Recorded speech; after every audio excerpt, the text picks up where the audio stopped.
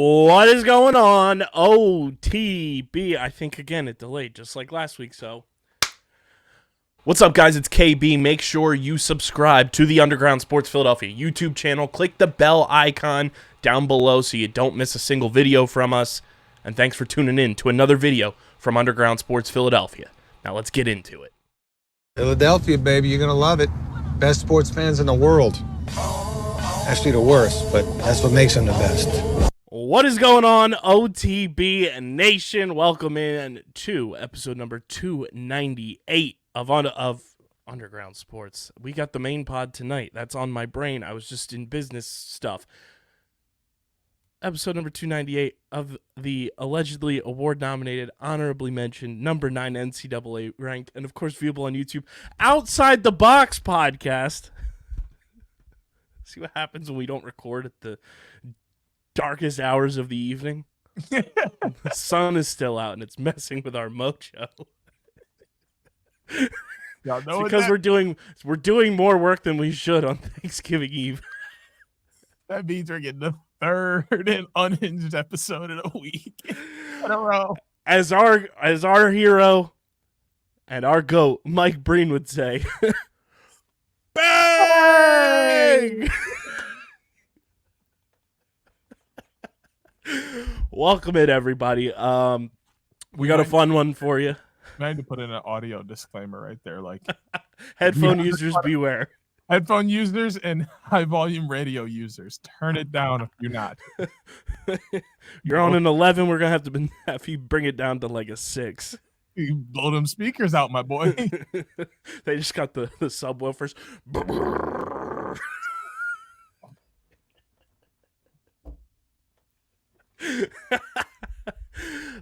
We got a fun one for you. We're going to continue our NLL season preview as we are 1 week away from game action. Our big dog called it a career in the box game. We'll dive into what that means for his field career and what that means potentially for his availability in February at the St. James for the championship series. And it's also DJ's favorite week of the year because it's Thanksgiving week. And he's got a big one on deck, so I'm going to give him his soapbox to talk about the big one. But before we get into all of that, make sure you guys are following us on the socials at OTB LaxPod, Twitter, Instagram, TikTok, Threads, Facebook.com/UndergroundSportsPHI. You can follow Deej on Twitter at SCS_NextGreat. You can follow me at KBIZZL311, but you can't follow Redwoods fan extraordinaire Stephen McAvoy because his account got hacked by some sort of foreign porn bot. No way. Is that what happened?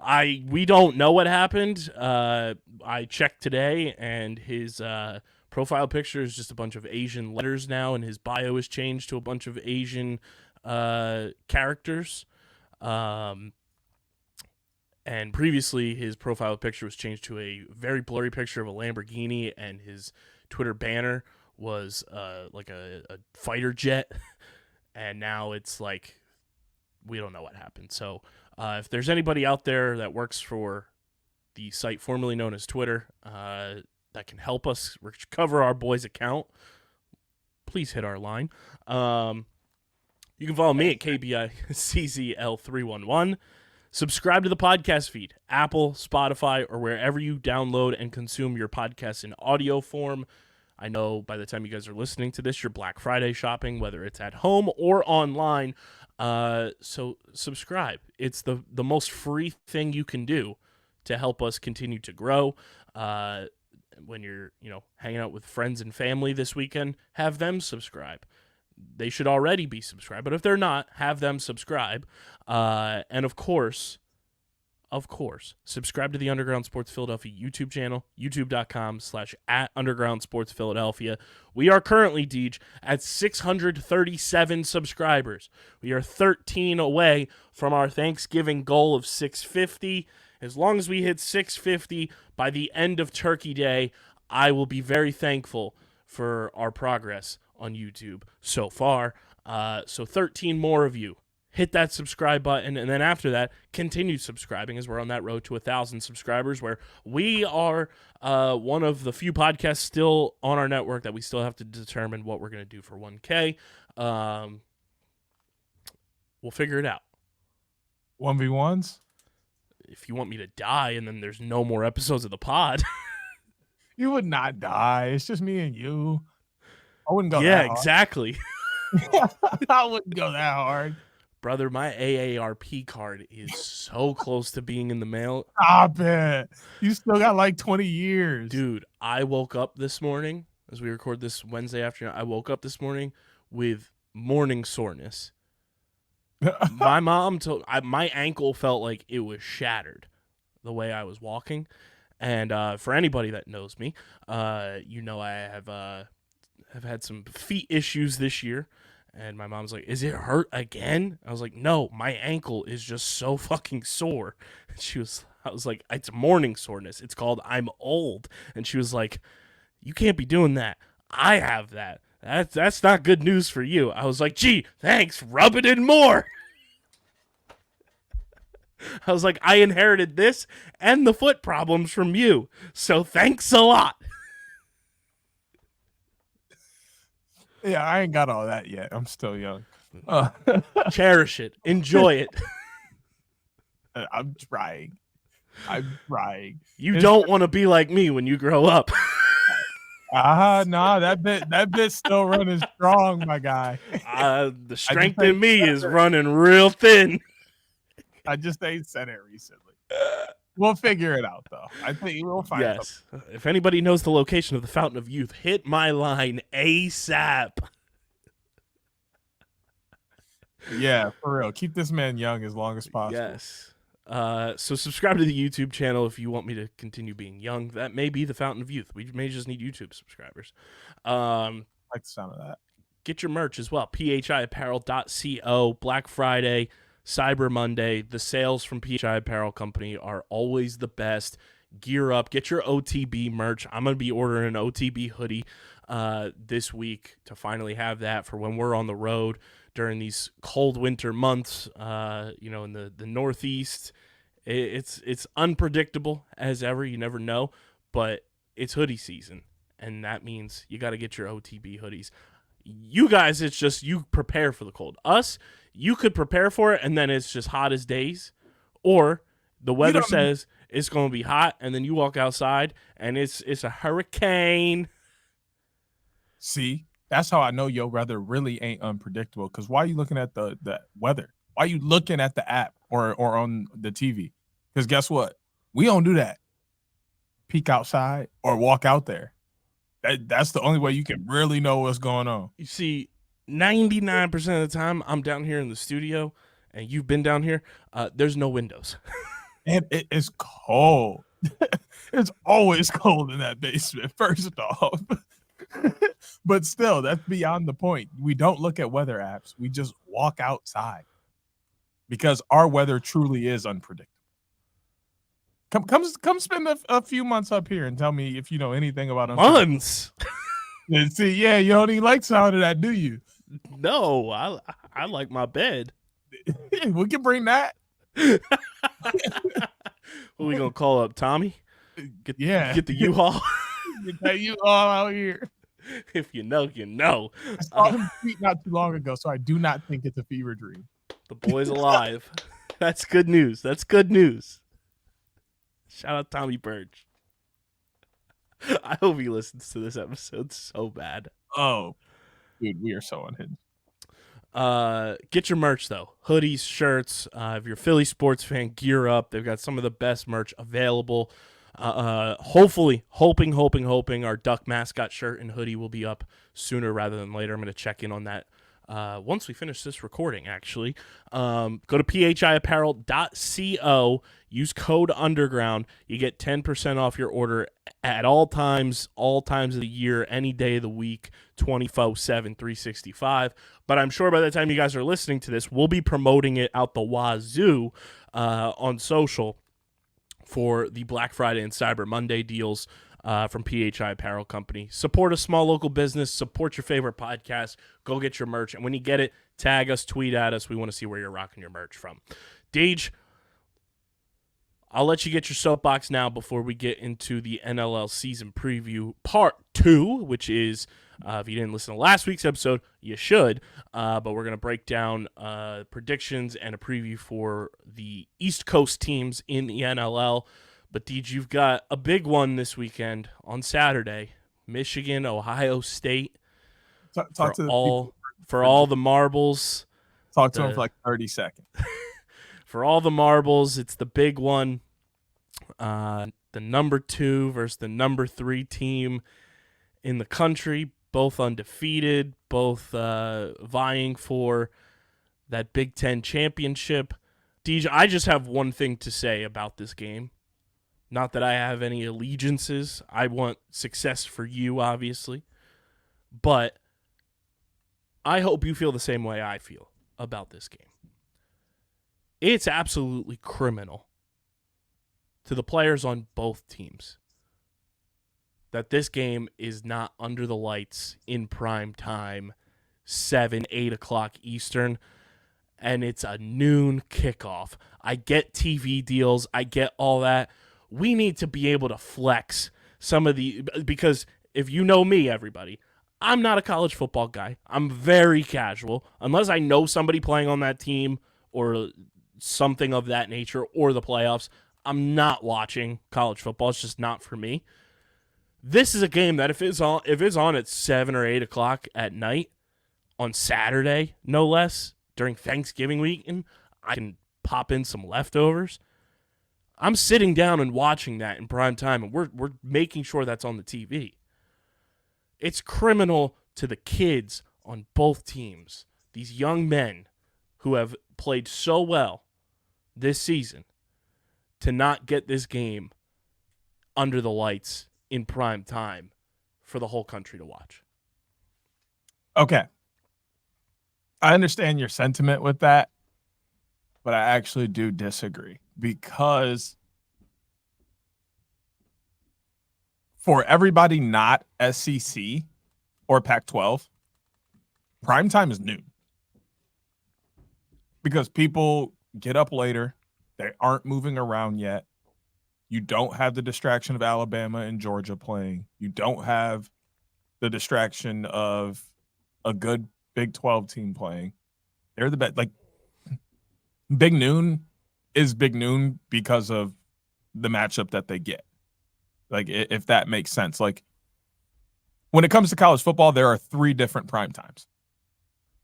Everybody's watching one game at noon, one game at 3:30, one game at 7:30. I guess 4, because everybody's also watching whatever game is worthy of watching in the Paction late night Paction at 10:30 at night that we all fall asleep on. But I'm cool with the noon kickoff. Truly, the entire country will be watching because no one else worth a damn is playing at noon. So the entire country will be watching. I'm okay with it. It just feels like one of those games that, like, it feels like one of the biggest college football games. Yeah, but they would lose viewers because in a long time. Alabama Auburn's at 7:30. Should flex that shit out of 7:30. Hey, I am not trying to watch a 15-point favorite Alabama team at 7:30. I don't care that it's the Iron Bowl. This should tell you all you need to know about. You are invested in this, so like you don't get it. I don't want to wait till 7:30 to watch this game. But like the build up and the pomp and circumstance of like the build up. But tell me, build up and does it feel like the biggest college football game, like in ever? The last 2 decades at least? It's the biggest college football game every year because it's the game. Well, I'm saying like this particular one in general, like has like a different feel. I'm gonna touch on that in a second, but like the build up has been happening since last November, since the game last November. So like we don't need any more build up. If it was up to Michigan, Ohio State, we'd be playing this game 8 o'clock sharp. Let's get to it. Let's go. But like it's not. We play at noon, and that's early enough for everybody because I'll tell you, tailgates get started here at 5, 6 a.m. It is bananas up here for Michigan, Ohio State.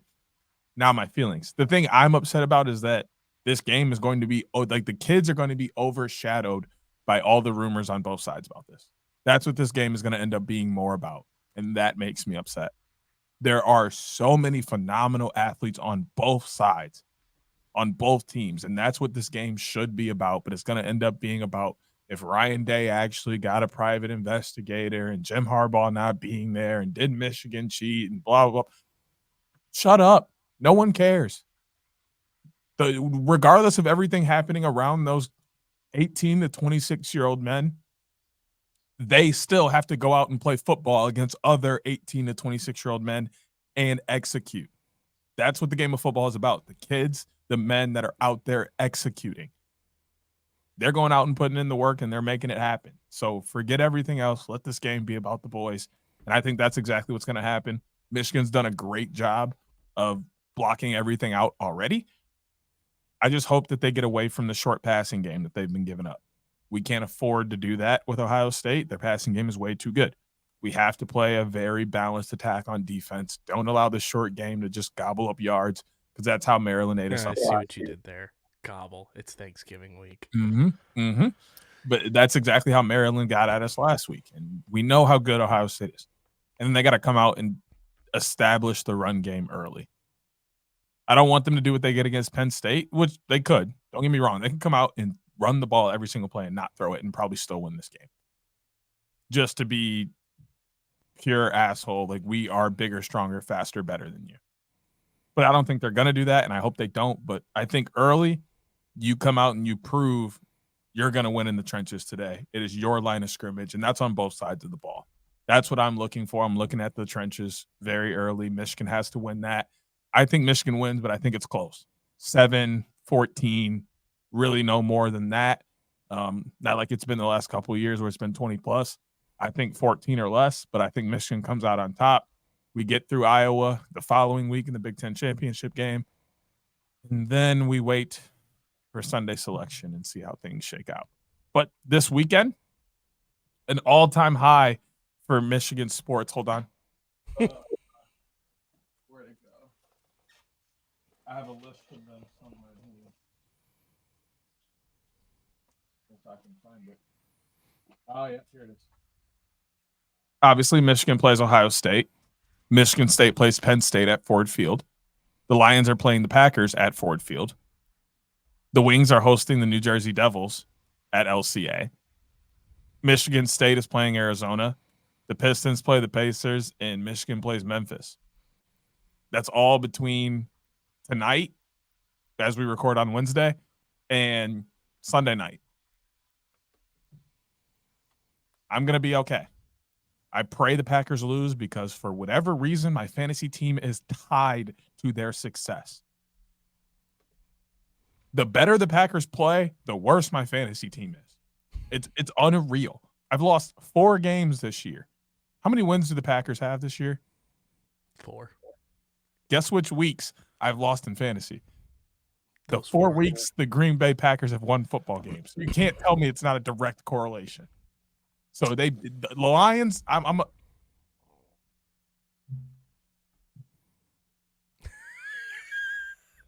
a Lions fan this week, my guy. Run it up. Lions by 1 billion, because I need to keep my first seed in fantasy. We're thriving. We're thriving right now as an Eagles fan, and you'll be able to hear all about that on the main pod that comes out on Thanksgiving. So turn that up your Thanksgiving morning when you're getting all your food ready. Shout out to the Birds. Go Birds, baby. Yeah, but if the Michigan loses, don't talk to me on Saturday. I promise you're not going to want to say a word to me. I just have one thing to say in an opposing manner. I just hope my guy Maserati Marv. Stop. Plays well. You could have just said say his full name, and I'm cool with it. Don't do the nickname thing. Me and Gus not on good terms this week. Because I already know he's about to be saying it, and I don't want to hear all that. It's one of the funniest things that was just like out of thin air fabricated. No one has ever called him Maserati Marv in his life. That's what Gus does, bro. Like Blake the Great. Why? You could have picked any other name to call this man. But yeah, shout out Marvin Harrison Jr. He's a dog. Yeah, no, he is. He's one of the best wide receiver prospects we may have ever seen. Truly, I love the guy. I just wish he was rocking maize and blue instead. I would have liked it if he was at Penn State. He'd get drafted still. It wouldn't be his fault they can't throw the ball. Let's let's get into our NLL season preview part 2. One other thing though, before we get into that, we do have confirmation. We don't have a date yet, but friend of the program, part of the OTB coaching staff, and head coach of the Philadelphia Water Dogs, Andy Copeland, will be on the flagship program, Underground Sports Philadelphia, probably sometime after either Thanksgiving or in the new year. Has agreed to come on the pod, so it's going to be very fun to have Andy Copeland in the mix on Philadelphia's finest podcast for Philly sports with myself and Matt Casarina. So all of our OTB faithful, show out when that episode pops up in your feeds on YouTube and in podcast form, and show Cope some love, and Philly fans, show Cope some love. He's the best. Let's get into our season preview. Before we break down the teams, though, Deej, have you seen this discourse online of the NLL Top 50 stuff? Yeah. Whoo-wee. But I'm gonna say this, right? When you look at all the lists that come out, right? Every list looks different. Mm-hmm. The coaches list looks different from the GM's list, which looks different from the owner's list, which looks different from the players' list, which looks different from the fans' list, which looks different from the media list, because all of those people look for different things when pointing out who's good and who's not. So I understand a lot of us are confused on why certain people are on certain lists, except Roost, because Jacob Rouet, known legendary defender in the NLL. Congrats. I ain't even been watching the NLL long enough for me to know. What happens in Vegas apparently stays in Vegas. It does. It does.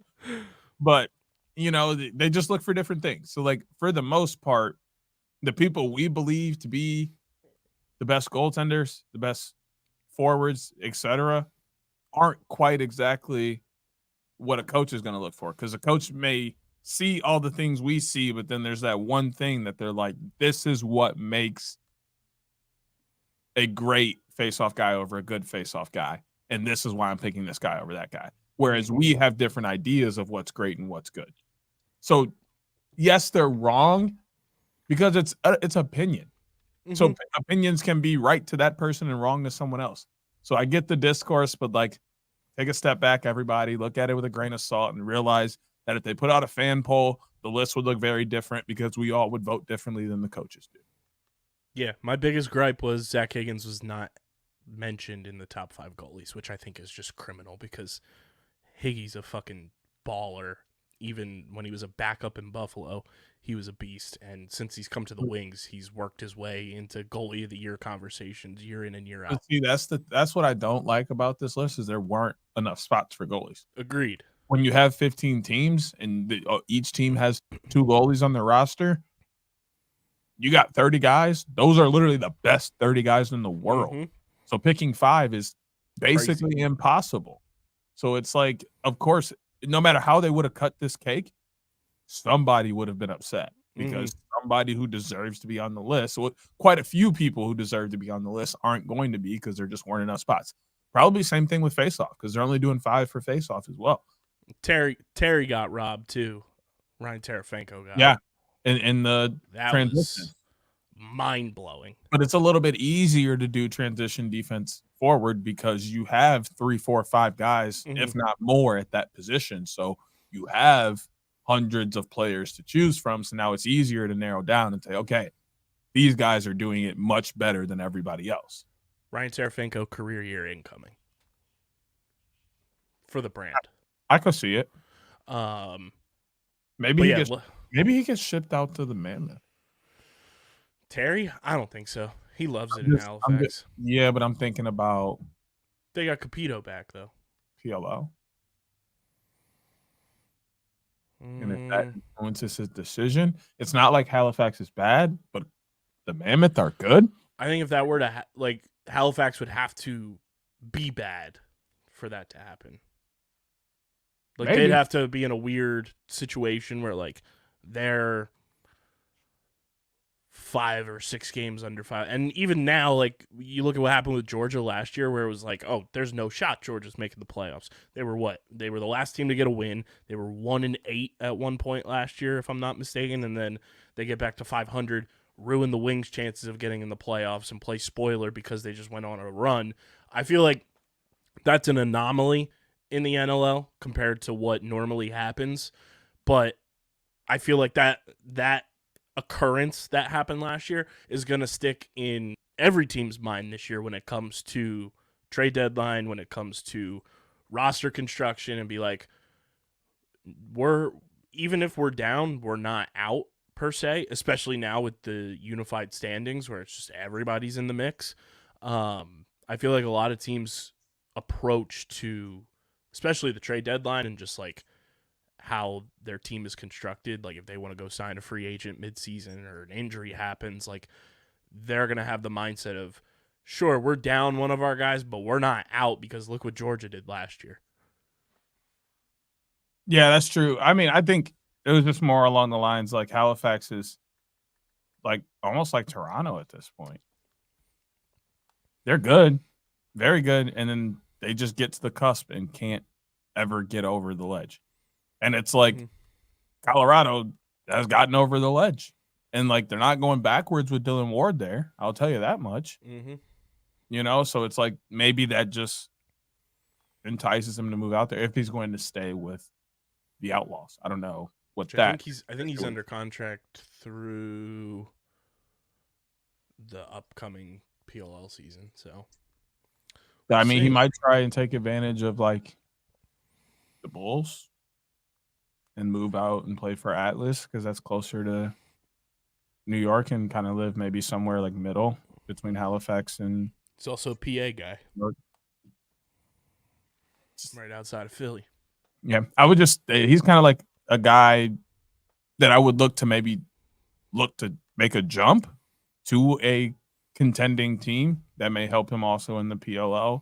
If and he that's has not to say Halifax isn't a. Oh, you're saying PLO wise? Okay, yeah. Well, either or, really, one or the other. That's you not saying that Halifax isn't a contending team, right? Or that the Outlaws aren't. Just that he might be in a position where he's had a really good year, and now he's like, okay, I want to think about being able to play at the highest level and compete at the highest level on both sides, and maybe that's moving over to this team so I can live in this area and travel less to play. And that's kind of where my mind's going with a lot of these NLL guys is either they're going to drop out, like we'll talk about a little bit later with a guy, and choose to retire, or they'll just move one of the either PLL or NLL so that they're in a space where they're traveling less to not worry about, the jet lag and such and play better ball because they're able to practice more and such. Yeah. I mean, I did see a tweet. I haven't seen this is criminal. This is criminal. I'm looking at the transaction wire for the NLL real quick because I saw a tweet saying a lot of American guys are like disappearing from from NLL rosters this preseason, whether it's retirement, holdout list, whatever it may be. Georgia Swarm released an all-name team guy this week, Deej. Travis Braveheart.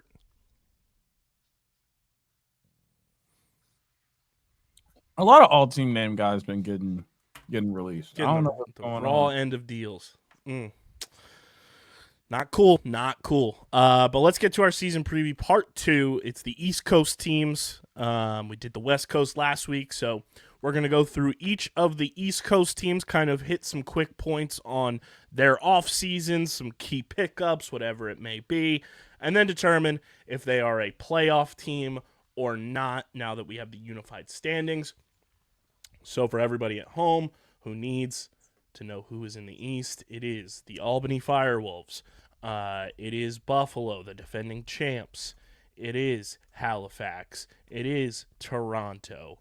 It is Philadelphia. It's New York. It is Georgia. And who am I forgetting?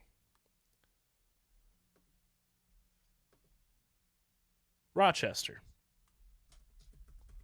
Duh.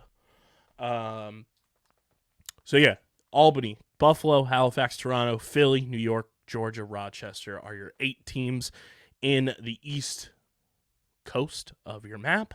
We'll start with Albany. It's going to be an interesting year for them. We can get right to it. Our guy, the boy, Kieran McArdle, this week announced his retirement from the NLL after 6 seasons to spend more time with his family. Obviously, if you know Kieran, he's a gym teacher in Washington Heights in New York, so he's got his teaching schedule as well. So family time hasn't been, as prominent with all of his traveling for PLL, for NLL, with Team USA. He's got a baby now. Decision makes a ton of sense. It sucks just from a selfish point of view that we don't get to see one of the best lacrosse players playing the sport that he loves at a high level, because in 6 years, Kieran McArdle was unbelievable in the box game. 250 points, if I'm not mistaken, over 200 loose balls. A huge pivotal piece of when the New York Riptide came into the mix, and then getting shipped to Albany last year. He was, a big part of the successes that they had. Congratulations to the boy on one hell of an NLL career in 6 years. So they lose out on Kieran McArdle this year. Charlie Kitchen has been placed on the holdout list. Albany, I will say, gets a boost in terms of swagger this year, Deej, because I don't know if we talked about this or not. Albany's got new uniforms this year, and they are I ain't seen them. much improved. I ain't seen them yet. They are much improved from what they were once wearing. I will find a picture of them to send to you so you can see them. But one big bonus for the Albany Firewolves this year, Deej, is that they should be getting the boy back from his ACL injury, Joe Nardella. And it's going to be very fun to see Joey Nards back playing lacrosse for the first time in a long time. They also have Alex Simmons on the roster. They also have Ty Kurtz, who we saw play with Chaos over the summer. They have Sam Firth, new to the team. They have Cam Bador, new to the team. They also have, looking through their free agent signings, Andrew Kidd, great last name. So some new faces on this Albany team. They shipped out Connor Kelly to the Colorado Mammoth. I think it's going to be an interesting year. I feel like Albany is such a fascinating team because they are always frisky. And let's also not forget Brett Manny, also retired, captain of that team and a big piece of Albany Firewolves history. They're such an interesting conundrum in the NLL where they play certain teams tough and then they get absolutely embarrassed in other matchups that they have. They're so unpredictable. And I don't know what they have in store for us this season.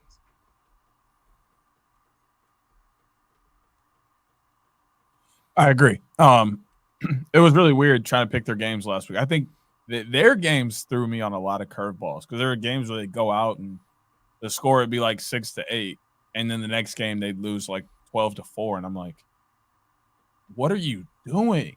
But a lot of that had to do with moving pieces and just chemistry in that piece. So I expect to see a little bit better things this year, but shout out to Kieran, wonderful career in the NLL. Excited to continue seeing him in the PLL. Definitely think he's going to play some possible sixes, come February. I don't see why not at this point. But not a big fan of the jerseys. I don't like that they took away the red. They still have. I think this is just their new.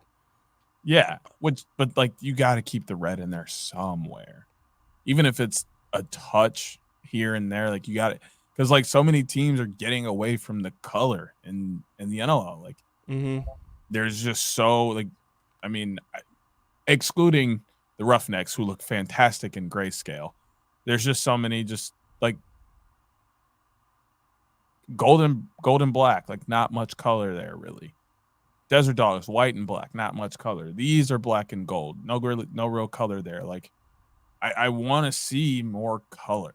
That's the exciting part of having color in your logo. Use it. Yeah, I mean they still have it in a lot of their merch, and I think their white jersey is still with the maroon that they have. So, we'll see. Some notable names on this roster, though, for Albany. Obviously, Joe Nardella should be making his return. Travis Longboat on this roster. Leo Storos, now with Albany, formerly with the New York Riptide. Jackson Reed, who we've seen play in the PLL with the Whip Snakes. Marshall Powless is now with Albany.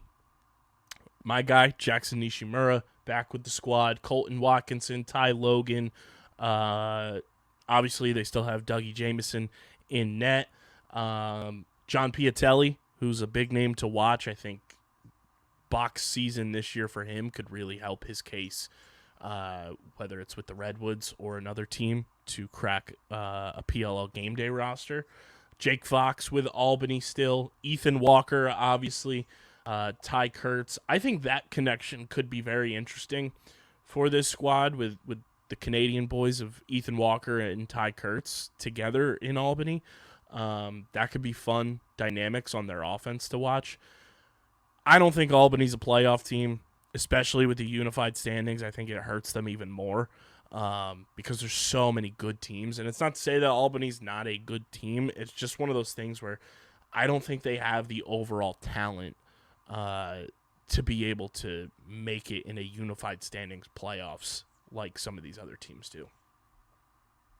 I don't think so either, but I think they're going to make a jump. Their defense looked really good last year. I think that continues.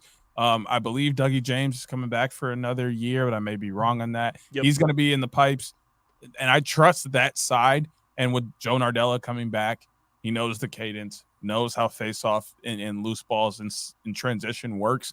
He's going to be able to help that group out and get that group back up and running. And then the big question mark this year is going to be offense without a lot of key parts. Who steps up? Who are they going to run through? What does that offense look like? And with a question mark like that in a league like this, where you have Georgia with a star-studded offense, even the Riptide went out and got a ton of help on offense. Rochester looks good on offense. The Wings look good. The Seals, the Roughnecks are still scoring a lot of points. Toronto, I haven't even mentioned them yet. Like, that's mammoth offense. That's more than half the teams right there in the league. If you don't have an offense that can compete, you're in trouble. I got to say that they will not make the playoffs. Yeah. Moving on to the defending champions of the world, the Buffalo Bandits. Have most of the team running it back. They do have some very key injuries back on defense for them this year. So if you're a left-handed defenseman or a right-handed defenseman or a defenseman in general, maybe you're ambidextrous, give the Buffalo Bandits a call. You might make a roster. Because Adam Bomberry is out for a significant amount of time, potentially the entire season, which is a huge loss for their defense. And then Bryce Sweeting is, I believe, also out for the season, back on defense for the Buffalo Bandits.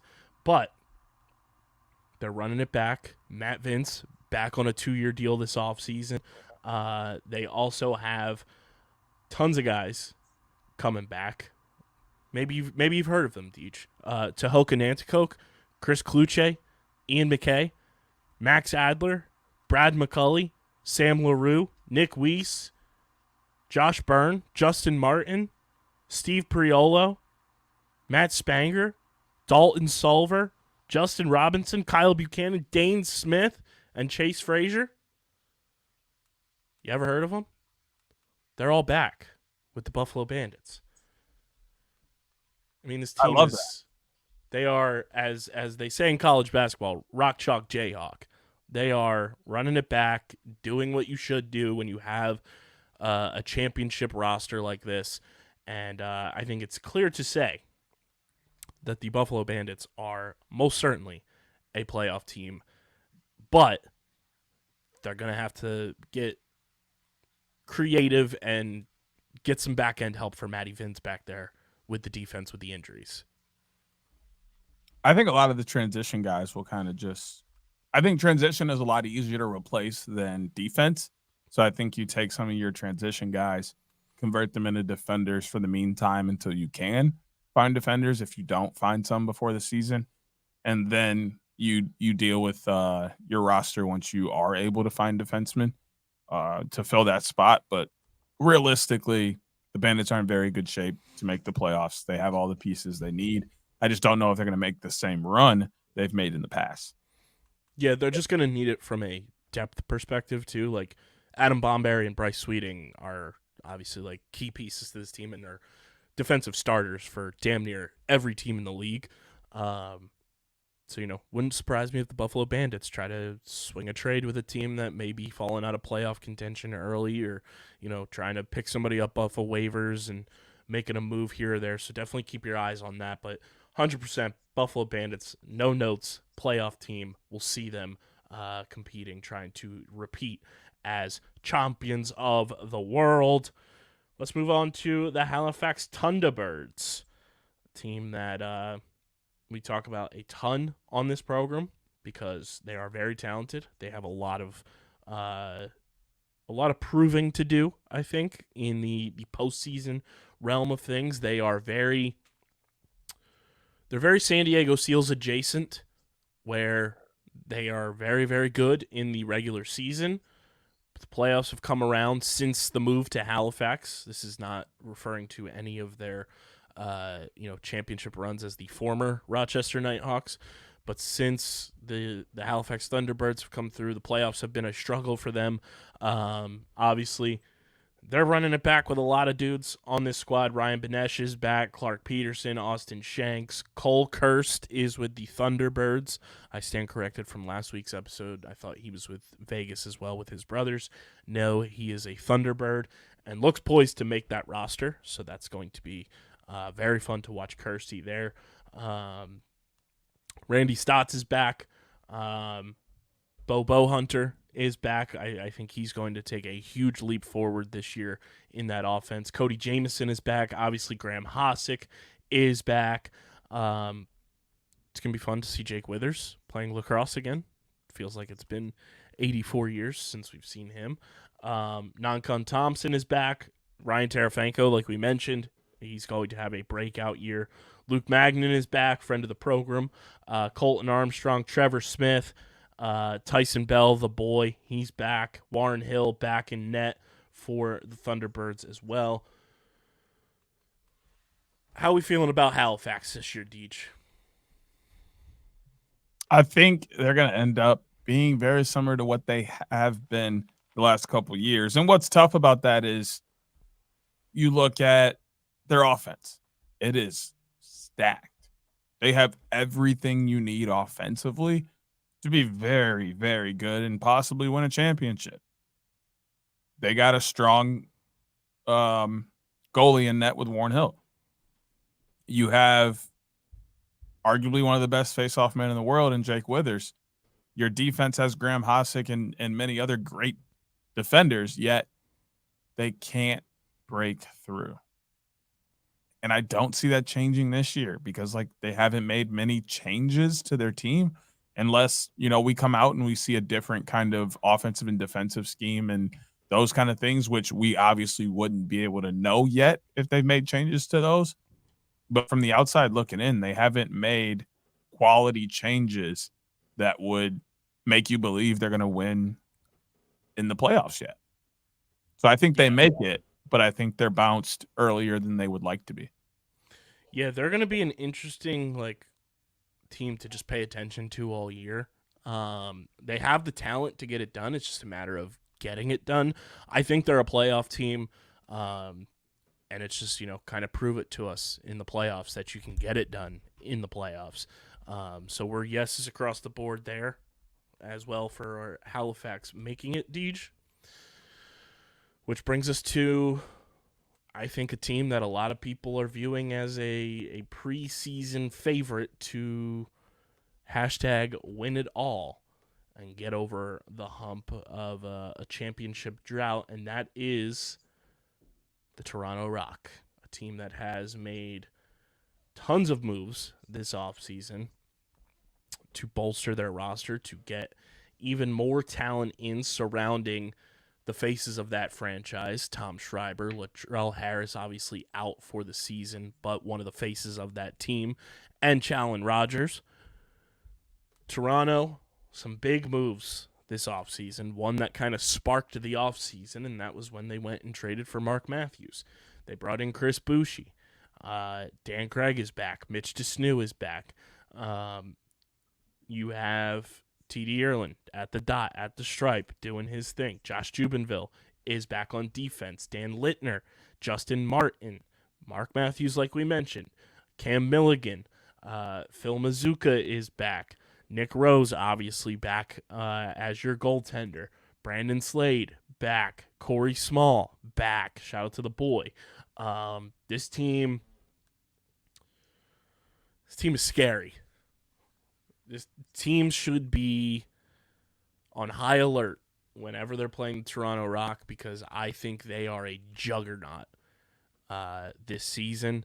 Something I think would be very fun for us to do this year is those tier ranking lists and make our own tiers, and every week put out each team in a specific tier, because I think that would be absolutely hilarious for the engagement on socials.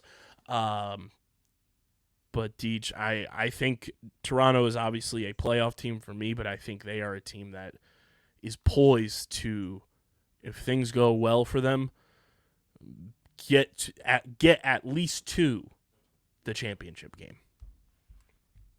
Really? I feel they are built for success. I think they went and made power moves and are doing the thing that I think if you're a fan of any sports team, you want to see your front office do that. You don't go and trade for Mark Matthews. You don't go and get Chris Boucher. You don't, build around a core that you had intact and then add to it in that capacity. You don't go and get Dan Littner in free agency. You don't go and get Justin Martin on that back end on defense if you don't feel like this roster is built to win a championship. I think Toronto, on paper, has one of the best rosters in the league to pair off with a Buffalo, a San Diego. Toronto, I think, is the real fucking deal. I agree. I think Toronto's really good. Going and getting Mark Matthews is one of those we are trying to win a championship this year moves or next year. Because, let's be honest here, Mark Matthews is great and was still doing great things for the Rush. But he's near the end of his career. And he's only got a couple more years left. And I think this was both sides coming together and saying, hey, look at our team. The Rock are hey, look at our team. We've been there, but just can't get over the hump. We're ready to make that step. We think you can help with that. Mark Matthews is well, I got a couple more years left. I kind of need to, I don't need to, but I would like to win another championship. Where are some places that can help me with that? And boom, there they go. Married in unison over wanting to win a championship. And he comes in and bolsters that offense hugely. The one thing that's scary about the Rock is no Latrell Harris. Yes. He was a very big piece of that team. Defensive player of the year last year, was making strides. and was like a glue piece for the defense and transition pieces of his team. They're going to have to replace his energy, his leadership, his skill. If they're able to do that, they're in good shape. But really, nobody's treasy, so it's going to be interesting to see how they go about trying to fill that hole, and that may end up being the one thing that brings them down this year. Yeah. I think we can all concur, though. I say I like playoffs in a long run. Yeah. This could be the year they make it to the championship. I don't know if they win it, but they could definitely make it. And to just check our track record here, we had 3 teams as definite yeses from the West Coast making it to the playoffs. You had 4 because you had Panther City in the mix. You now have 7 teams in. I have 6 with 4 to go. Mm-hmm. So you have 1 playoff spot left. I have 2. Let's go to a team that is definitely in need to get to the playoffs and succeed mode. That is my Philadelphia Wings, a team that also has done a lot this offseason to ultimately have a facelift. Whether it's good or bad, who knows? It remains to be seen on the floor, but a lot of moves have happened with my Philadelphia Wings since they last took the floor last NLL season. Trevor Baptiste is gone. Kyle Matisse is gone. Matt Rambo is on the holdout list. Who knows if he plays this year? That remains to be seen. Holden Catoni, welcome to Philadelphia. You're reunited with your brother, signed a 3-year contract. Huge move, power move to improve this offense that needed just some juice. You know, you brought in Mitch Jones last year, which I think was priority number 1, and it obviously was this offseason, was to re-sign him. You did that. Lot of new pieces, though, and I'm going to go through their roster as it stands right now. You'll get Ryan Wagner back off that injury, and I think his injury last year really impacted the Wings' defense down the stretch. Without him there, it really was an obvious hole on the back end for their defense. Chad Tutton is back. You have Eric Schul back, Christian Scarpello on the roster. Shout out to the boy. Alex Pace, one of the most underrated defenders in the league, is back, friend of the program. Marcus Minichiello, who I think is going to make huge strides in a full year in a Wings uniform, is back. Ian Lord is back again. He's battling father time and winning. Scott Dominy, now a member of the Philadelphia Wings on that defense. I think that's a underrated pickup from that 3-team trade. I think Scott Dominy is going to play a pivotal role in the Wings defense. Isaiah Davis-Allen, obviously huge. Alex Krepensek is back. You have Mitchell Armstrong, the boy, big body, big dog, BR10, Blaze Reardon, Joe Resiteritz, Ben McIntosh, Sam LeClaire, like I mentioned, Mitch Jones, Tate Catoni, Holden Catoni, Zach Higgins, and then your new transition face-off man. Only one on the roster, officially, I believe, Mike McCannell from San Diego, who had a phenomenal rookie year last year. Because the only other listed transition player on the roster, Deej, is one Brian Costabile. I saw that. That was interesting. He hasn't had a picture yet. Yeah, he's been on the roster since we drafted him, hasn't played. Who knows if he ever will. It would be fun if he did, but with his impending PLL free agency, I doubt he's going to be playing this year in particular in the NLL. Lots of interesting moves, lots of change in Philadelphia. It's a big-time new era. Blaze is really the only guy left from the original Wings roster, which is crazy to think about, with Rambo on the holdout list. This is a big make-or-break year, I think, for this iteration of the Philadelphia Wings. You bring in Mitch Jones. That's a huge move last year that really revitalized the offense. And we talked about that a ton last year post-trade, how Mitch Jones really changed the look of the offense. You have your big four up top coming in before Holden Katoni came in of Blaze, Mitch Jones, Ben McIntosh, Joe Resetarits. Those guys are all going to have 25-plus goals this season at minimum because of just based off the talent they have alone. You're also going to need guys to step up like Sam LeClaire. Holden Katoni now in the mix. That's another 30-plus goal scorer a year type of guy. The Wings have the offense to do it. It's put up or shut up time on the back end for the Wings. The defense has always been the question mark for them. You have to be able to protect one of the best goaltenders in the league. You can't let him be left out to dry like he has in so many games. And the Wings have the talent to go on a deep run. It's just a matter of putting consistent gameplay together. I think they're a playoff team this year. I think they have the talent to do it. I think their schedule helps them a little bit with that in who they play. Now just go out and do it. I have the Wings making the playoffs. You might be thoroughly surprised with what I'm going to say. But I'm locking the Wings in as my 8th and final playoff team. Bang! Look at that. They, of the teams left remaining, are the most well-rounded team. And that's the reason why I have them sneaking in. I think it's going to come down to beating Georgia in a nail-biter, having a couple tough wins over a New York Riptide team, having a close win over a Rochester team. And then, who's that last one I was thinking about? They are the last team. They're the 4th.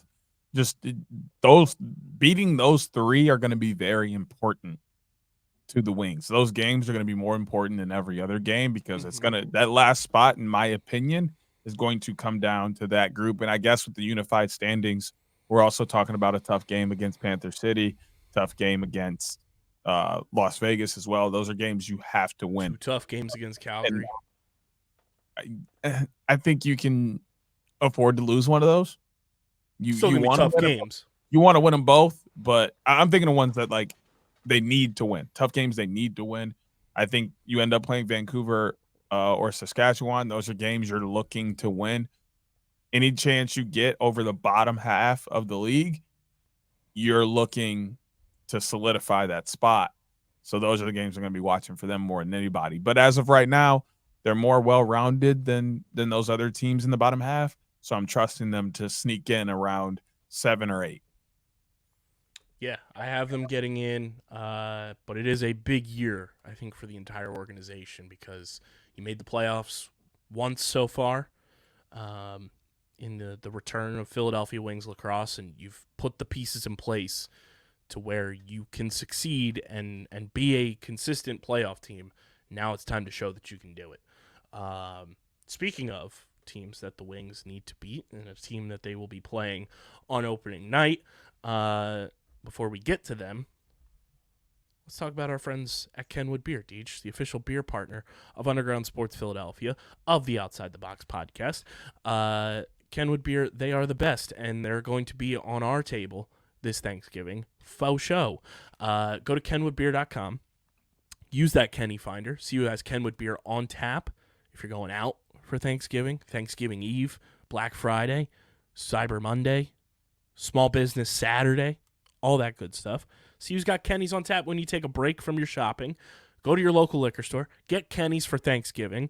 Go to kenwoodbeer.com. Check out their merch as well. Got to be 21 or older to do so, and you can get it in the Pennsylvania, meaning Philadelphia and Pittsburgh, New Jersey, and Maryland areas. Must be 21 or older to do so. And, of course, please drink responsibly. I'm sure the Kennys will be flowing this NLL season at the Wells Fargo Center because you can get them there as well. The New York Riptide are next up on our list, Deej. A team that has had high expectations, I think, every single year that they've been in the league, and has kind of just fallen flat on those expectations in a lot of ways, where they've gotten overmatched in a ton of aspects down the stretch, but have been frisky as of late, have proven they can win big games, and they have made some huge moves this offseason. Very exciting also to see my guy, former Philadelphia Wing, former Rochester Nighthawk, Matt Bennett, my namesake, not related, is with the New York Riptide now. But they've made some big moves. They have they brought in Mike Burke last year, obviously. Curtis Conley with the Riptide now. Cam Dunkerley. I love Dunks. I was at that game that he started last season in his first start, and he is an electric factory back in net. Damon Edwards is back on the roster. Will he play? Who knows? JT Giles Harris. I would love to see it. The boy Ron John is back with the squad. Connor Kieran back with the squad. John LaFontaine now with the New York Riptide, reunited with Riley O'Connor. On the roster, has a number. Deej, Dylan Malloy with the Riptide. Very exciting. Would be very fun to watch him play. Your boy, Brent Noseworthy. This team, obviously, they've got the superstar, Jeff Teat. They've got our guy, Larson Sundown. Jay Thornberry back with the team. They have a lot of proving to do. They went out and got talent. Mac Mitchell back with the squad as well. Kyle Matisse, like we mentioned, is with the Riptide now. I think that's huge for a leadership perspective. Very excited to see Kyle on December 2nd. But the Riptide are a team that have a lot to prove to a lot of people this year. This is another move, and we love the front office of the Riptide. Rich Lisk is a huge fan of the show. Has been since he was with the Black Wolves. And they've gone out and made some moves to really say, hey, we're ready to compete. Like, you don't go and get Kyle Matisse. You don't go and get Jay Thornberry if you don't feel like this is an opportunity for you to open your championship window. I like this roster for the Riptide. They are very much a regular season, show me what you can do type of team. Show me that you can put together wins and compete. How are you feeling about your New York Riptide? I would love to say they're going to make the playoffs this year, but I just don't trust it yet. I like a lot of the moves they made in free agency over the summer, a lot of the draft moves they made, and I like what they did in the trade deadline last year. They did, in my opinion, have made very good moves to better this team, set up a nice foundation that can build amongst each other and connect. I think the biggest thing is sometimes there's a age gap between the foundation on some of these teams. You got to decide, are we going to push for a little bit older and try and get this done now? Or are we just going to almost wash the board and go with the young guys and just establish something new? Seems like the Riptide are deciding to go with the young guys and almost wash this board and go with new things.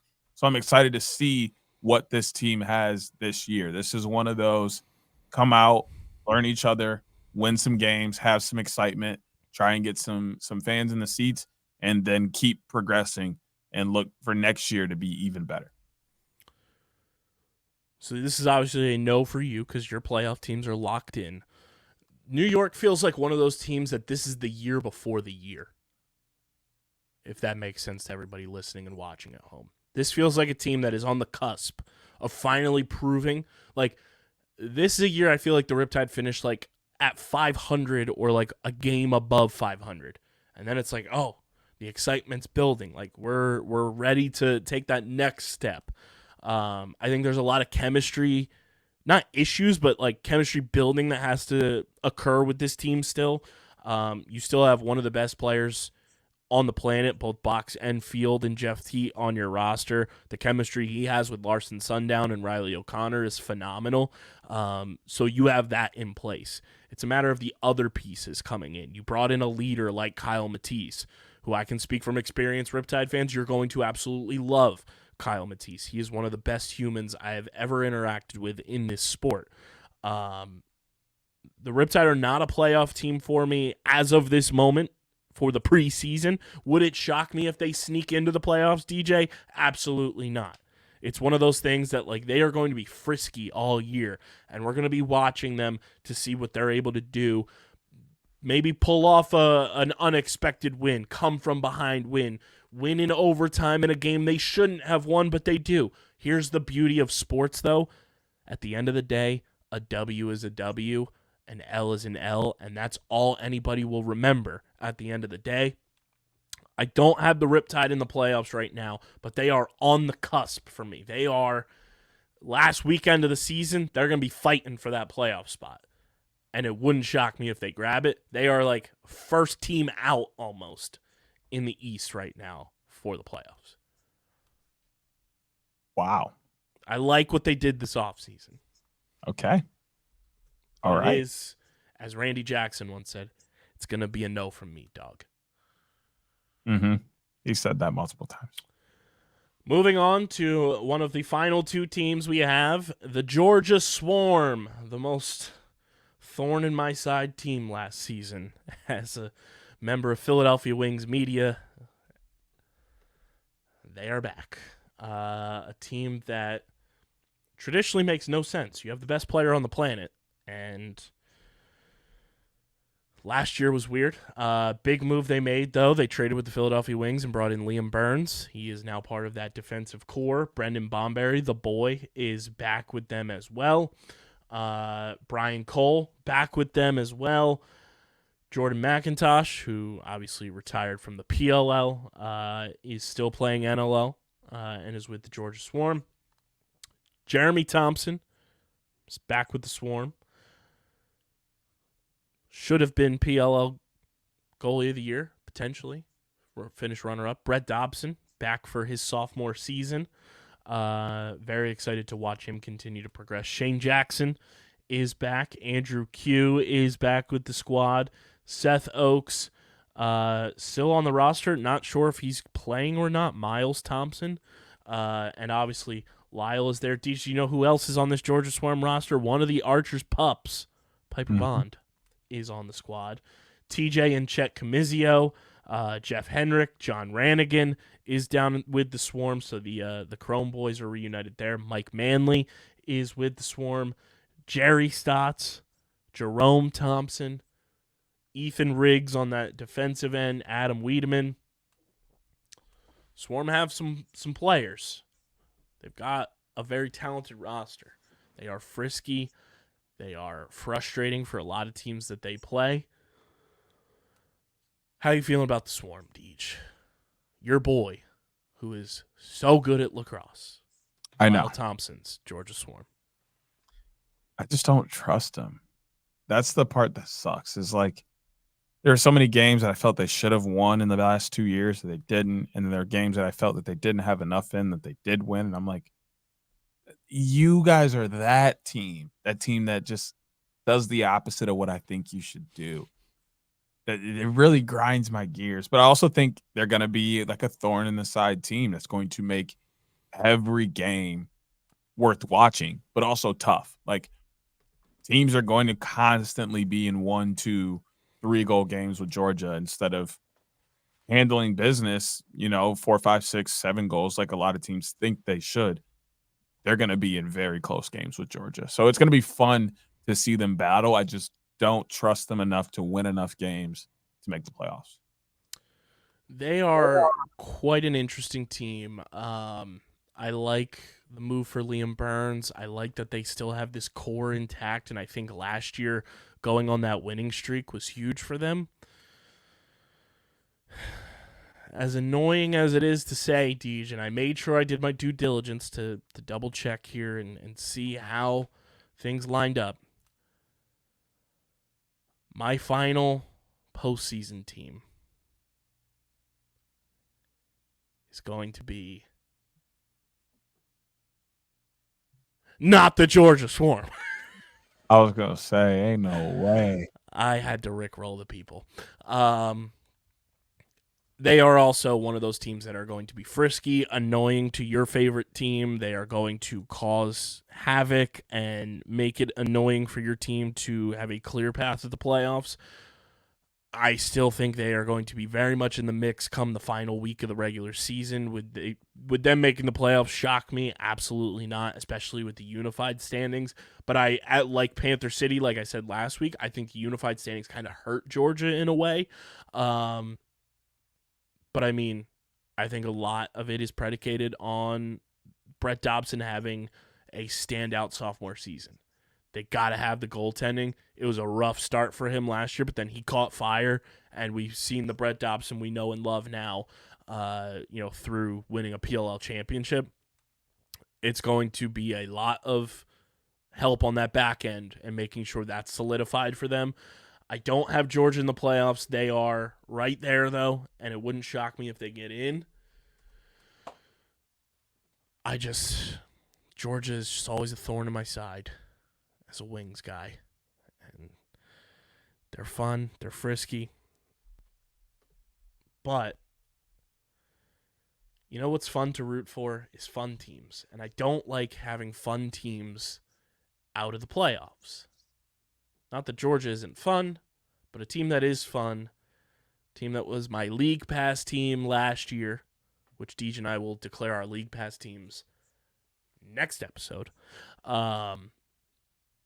It's the Rochester Nighthawks, Deej, the final team in our breakdown here.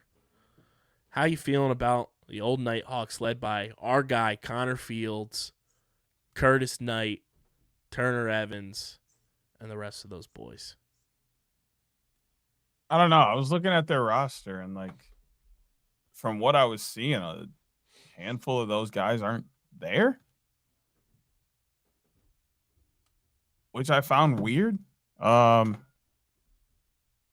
It just all I'm really seeing on this list right now is Turner Evans, Curtis Knight, Connor Fields, Rylan Reese, Dan Sure, Coates back, Ryan Smith. Can't count out Smithers. Yeah, I mean, but we're looking at some of these other rosters and we're listing 10, 11, 12 guys, 13 guys, plus the goalies. This team doesn't have that same appeal.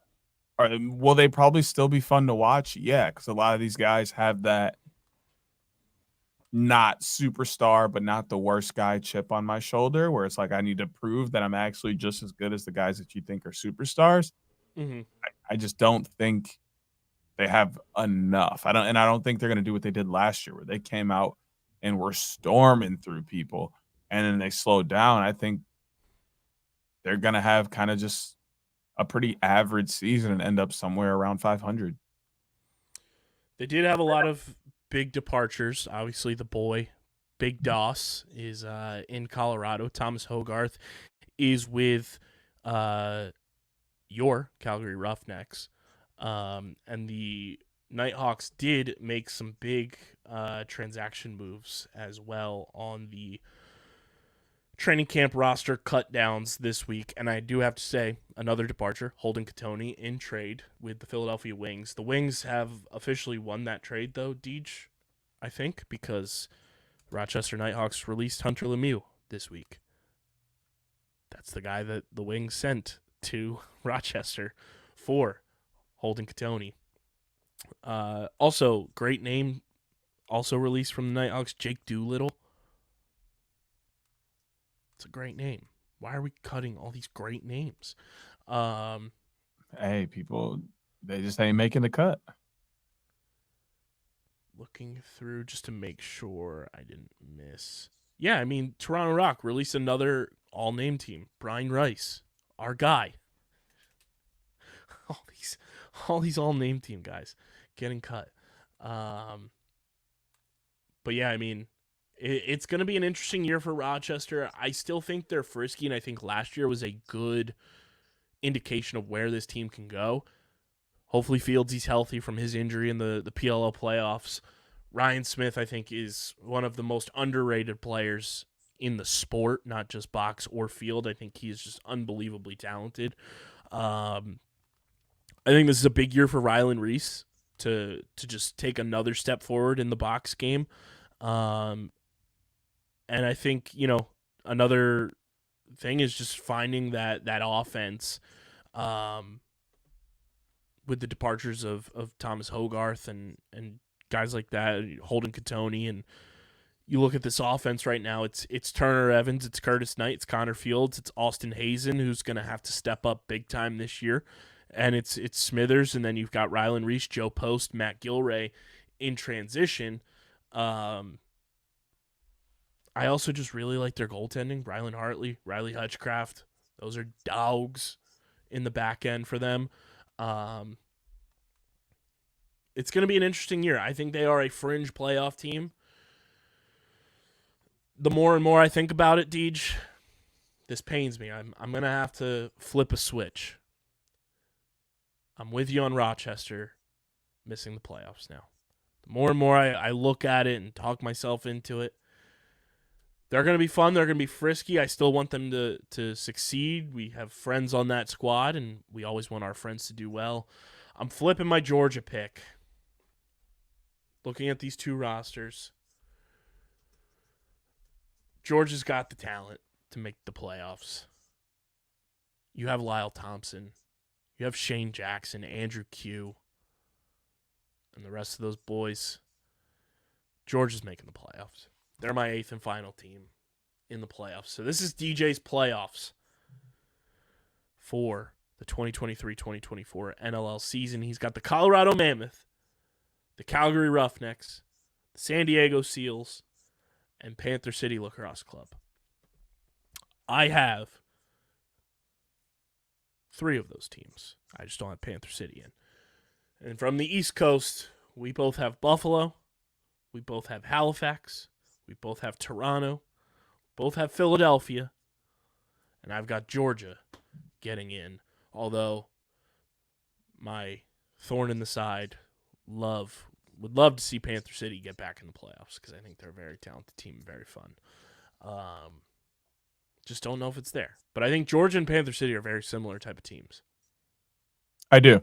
But I think I like the moves Panther City has made.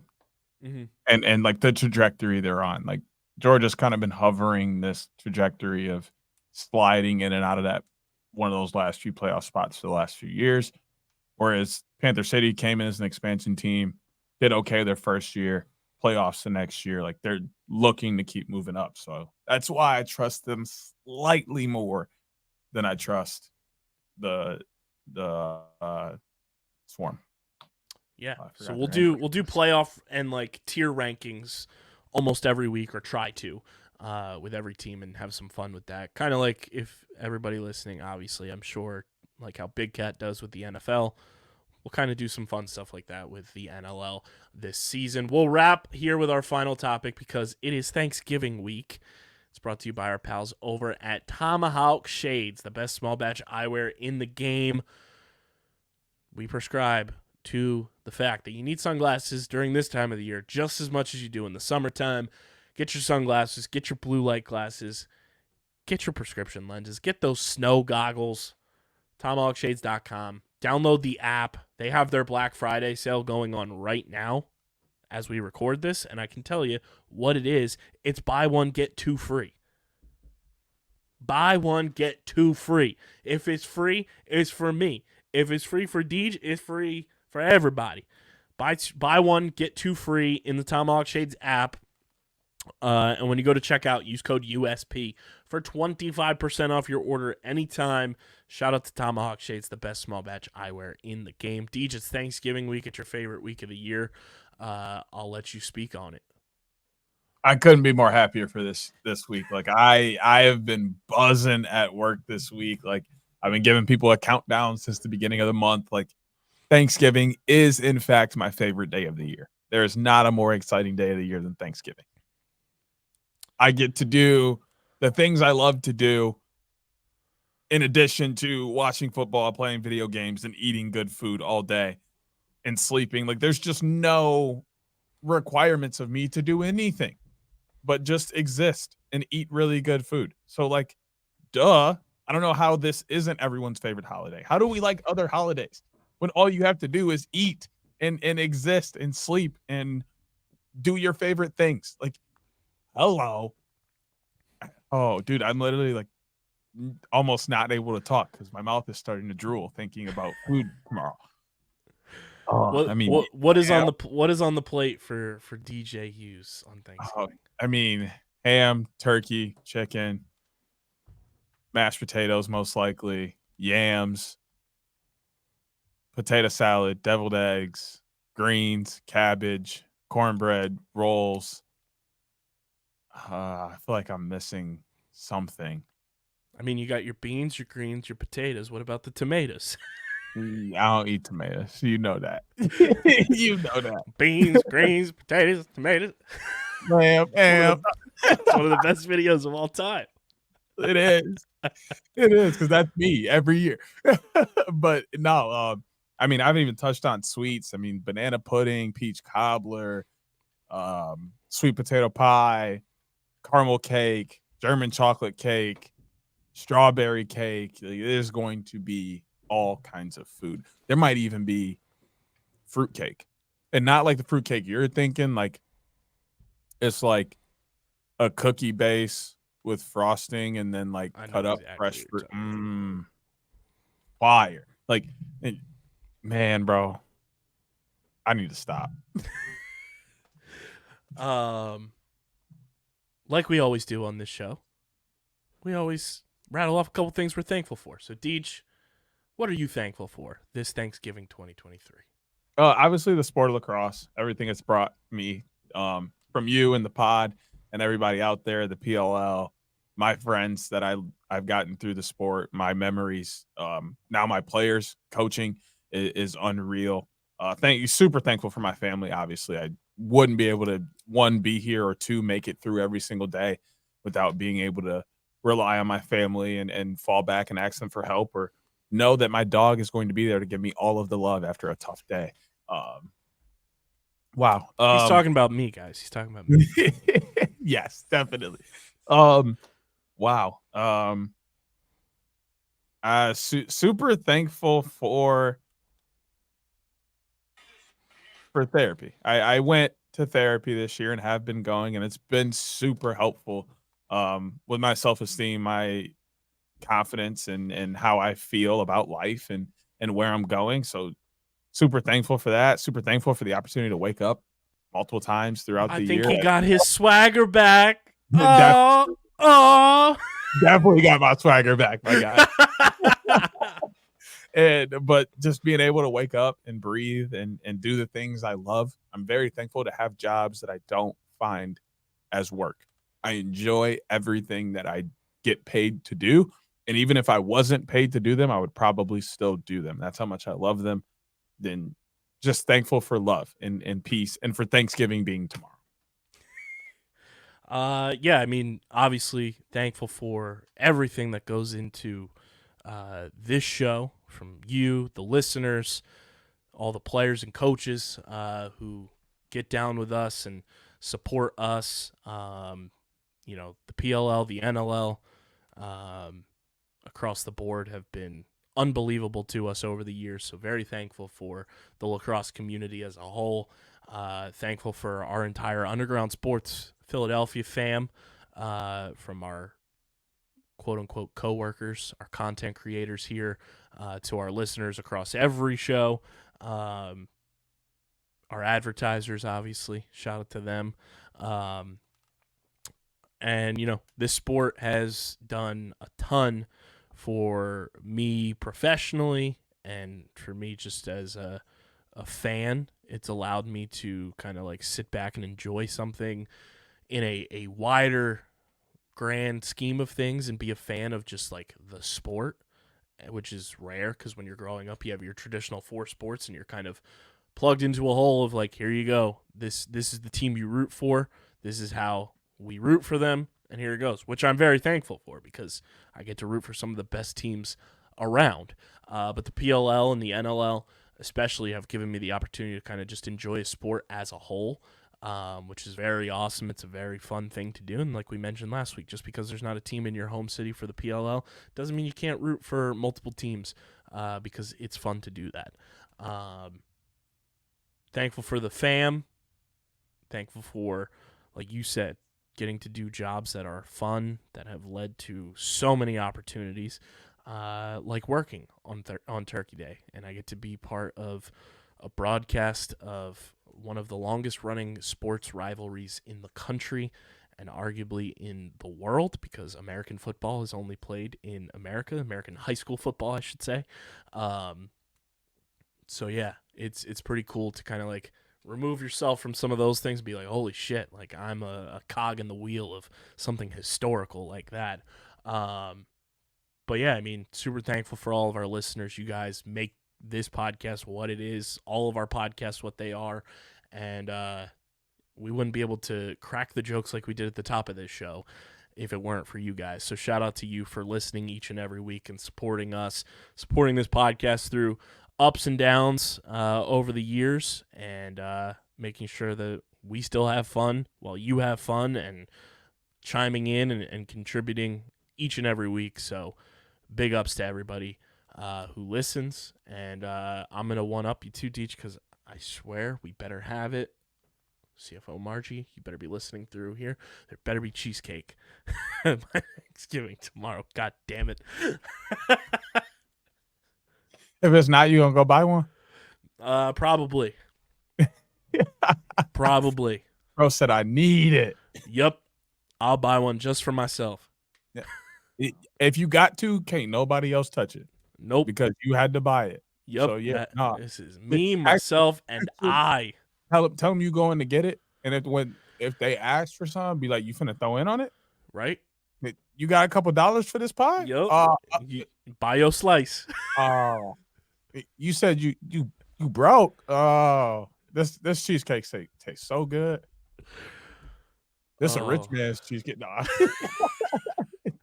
It's a rich man's cheesecake. There we go. Because I'm so I can't even afford the OR at the end of the word. This is the working class cheesesteak. Yes, a blue collar cheesesteak. Oh my god.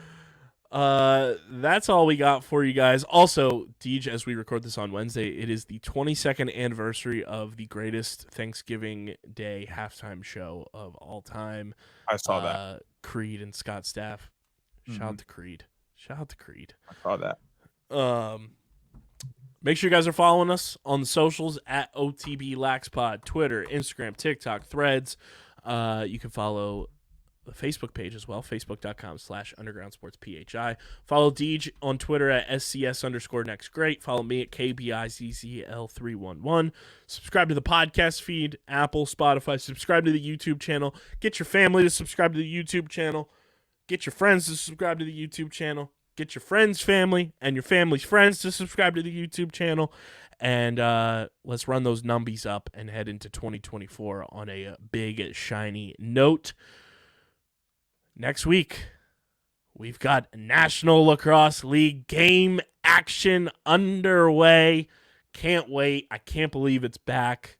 If you're going to be on Long Island on December 2nd, holler at your boy, because I will be there. It feels like a lot of the lacrosse community is going to be there, from Adam Levy to Dan Arestia to myself to a whole bunch of people. So it's going to be a wild opening weekend for the NLL, which means picks are back.